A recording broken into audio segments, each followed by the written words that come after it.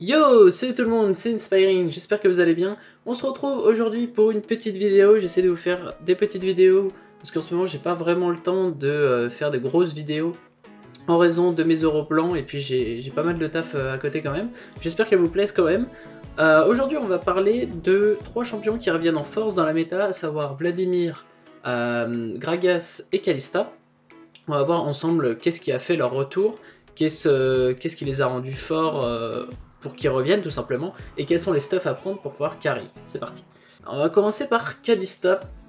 Tout simplement Kalista qu'on revient de plus en plus au LCS et par ailleurs aussi en solo queue du coup. Les LCS ont une grande influence sur la solo queue tout simplement parce que on s'inspire un peu des pros qui jouent en LCS et si ils sortent les champions en LCS c'est que eh bien, ils sont viables tout simplement et forts. Alors Kalista ça a toujours été un peu faible depuis un certain moment d'ailleurs d'après de nombreux nerfs. Kalista était redevenu à peu près viable, on va dire, au moment où ils avaient fait en sorte qu'on puisse last hit un creep à la fois avec le E en réduisant le coût en mana. Ça c'était très très bien. Et du coup, Kalista ressort. Alors ça a toujours été fort en team, de par son ulti. Kalista a besoin de scale, tout simplement, c'est vraiment pas un champion early game, c'est plutôt un champion mid game, puisqu'en late game, Kalista est beaucoup moins fort que d'autres champions, savoir Vayne par exemple. Je sais pas si Kalista vaut un Jhin en late game, mais en tout cas, ça reste un très bon pick. Et j'ai vu hier sur la game G2 Misfits que Hans avait testé un nouveau stuff. Alors de base, on fait BETRK, Runan, potentiellement Soif de sang, QSS, etc. Des items lifestyle avec la BETRK et le Runan. Et là, il a testé un autre stuff. Alors, ils étaient assez en retard, mais à mon avis, j'y avais déjà pensé à faire ce stuff à l'époque où la Ginzu était OP. Tout simplement, vous faites BETRK Ginzu, et en fait, le but de la Ginzu, c'est de doubler le hit à chaque auto-attaque, et du coup, vous allez stacker les lances 2 fois plus vite, ce qui est tout simplement excellent contre les tanks, tout simplement. Et voilà, je pense que ce stuff a besoin d'être... En fait, si vous êtes en retard avec ce stuff, je pense qu'il faut mieux prendre Runan. Simplement parce que Runan est vraiment core item sur Kalista. Et ne pas prendre Runan pour Ginzu, je trouve pas ça worse. A voir si le Runan et la Ginzu marchent ensemble. Ça serait vraiment super OP ça. Et du coup, voilà, après vous pouvez compléter avec voilà, des sauves de sang du guerrier, tout ça. Voilà pour Kalista. On passe à Vladimir. Alors Vladimir, on le revoit depuis une semaine, tout simplement il était ressorti au LCS, et les dégâts sont juste monstrueux, je n'ai pas d'explication sur son retour.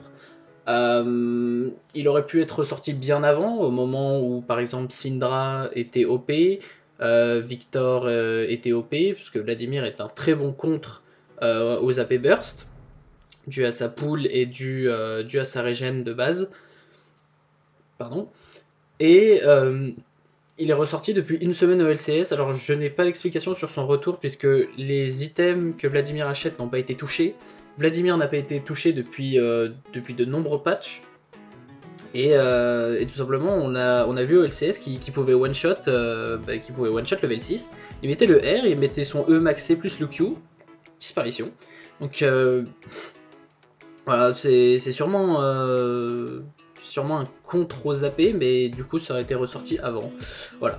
Et au niveau du stuff, alors le visage spirituel ne se fait plus. On avait l'habitude avant des Vladimir qui prenaient des Riley, des visages spirituels, des Protobelt qui avaient énormément d'HP et pourtant qui avaient énormément de damage. Là c'est plutôt du Vladimir full AP à base d'Abyssal, Protobelt, même Rabadon, Liandry, Vodstaff, etc.